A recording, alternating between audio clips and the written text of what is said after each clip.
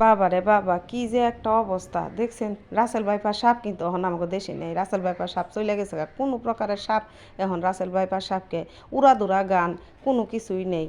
কুকু কুকু নেই। দেখছেন, একটা কথা চিন্তা করে দেখছেন, সব কিছুই গেছে গা।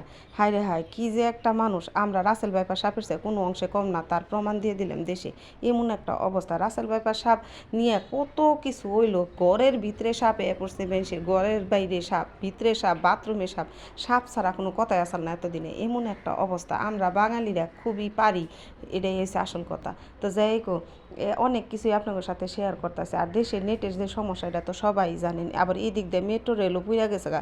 চিন্তা করুন যায় না, সিরে মাননীয় প্রধানমন্ত্রী কি কান্দা দেয় না কান মানছে রেলপথের নিকে, বুঝছেন। একটা কথা চিন্তা করছেন, রাসেল ভাইপার সাপ ওটা তো মেয়াও আছে, সেরাও আছে, নাকি ওরা খালি সেরাই? এমন একটা অবস্থা, বেঁকে খালি রাসেল ভাইপার রাসেল ভাইপার নাম দিছে। চিন্তা করছেন, ছেলে মানুষের নাম দিছে রাসেল ভাইপার, তাহলে আমরা মহিলারা